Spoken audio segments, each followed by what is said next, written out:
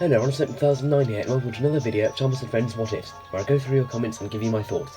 So let's get into it. Eli the Green Engine asked, what if Hit Entertainment never gave Thomas and Friends to Mattel? If this happened, then we'd probably be stuck with Sharon Miller as head writer for another few years, and the show would stay as bad as it was in Series 15. I've said this a few times, but when Mattel bought Thomas, they actually cancelled the Adventures of Thomas movie. So if Mattel never bought Thomas, this probably would have come out.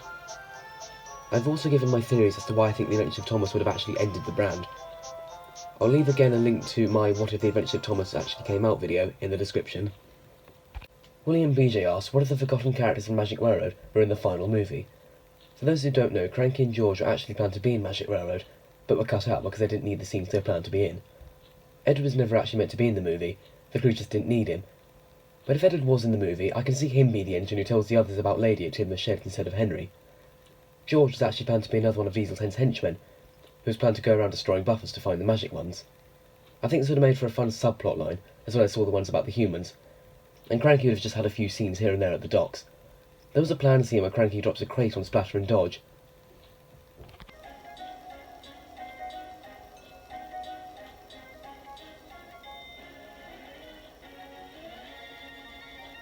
William PJ also asked, what if P.T. Boomer was in the final movie? I don't think he would have been too scary for children, but I don't think he would have gone down well with the child audience as a villain. I think the child audience would definitely prefer Diesel 10. The movie would still have flopped, probably even more so. The number 6 engine asked, what if Michael Brandon and Michael Angelis narrated the Brenner era? I guess this really depends on whether you prefer the two Michaels or Mark Morrigan. I personally prefer Michael Angelis as a narrator, so I probably have enjoyed the Brenner era even more than I do already. Alex the LARJ72 asked, what if Thomas and the Magic Railroad never existed? For those who don't know, the crew made Series 5 so action-packed, so they could show everyone what they were capable of doing so that they could make a movie. But if Magic Railroad never existed, this series wouldn't be so action-packed. It would just still be a great series of classic Thomas though, maybe even adapting some ordinary stories. The crew did consider adapting Mountain Engine for Series 5, but the release of Magic Railroad led to a certain chain of events which led to Series 15. But if Thomas didn't have a major flop, then Series 6 onwards would have been just as magical as Series 1 to 5 with Brett Allcroft as showrunner. The show would decrease in quality at some point because David Mitton wouldn't be director forever. He would likely have retired around the same time as he did a few years before he died. Overall, if Magic Railroad never came out, Thomas would be even more popular and successful than it already was. Arian Driscoll had a few. The first one is, what if Hasbro brought the rights to Thomas and Friends in 2026 after the 80th anniversary? TBD08 also wanted me to do something like this. They'd probably give Thomas another reboot, hopefully one that resembles the Brenner era a little bit more.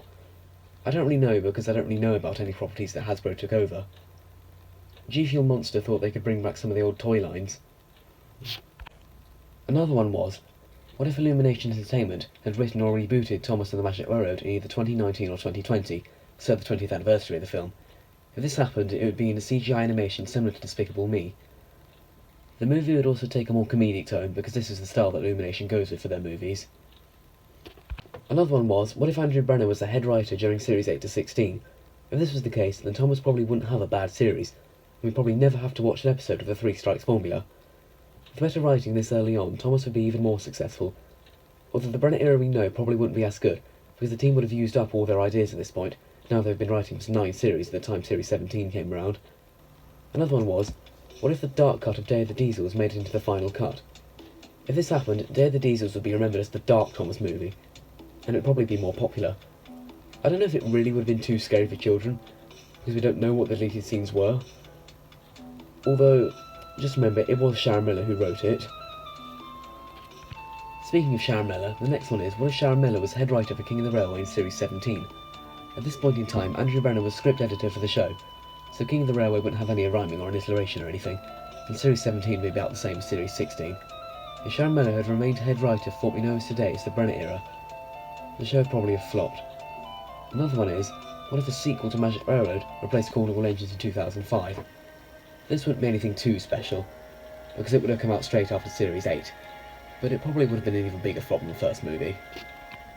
And the last one we'll talk about in this video is from Avery Productions, and also Splodge Productions 2010 asked this too. What if Disney bought Thomas? If Disney bought Thomas instead of Mattel, their movies would likely become musicals a lot earlier, and the plotlines become a lot more adventurous. Same with the episodes themselves, probably having a song in each of them. Thomas would air on the Disney Junior channel with the other Disney kids shows. Thomas would probably not be as good, because there wouldn't be the Brennan era we know and love. And that is everything we'll talk about in this video.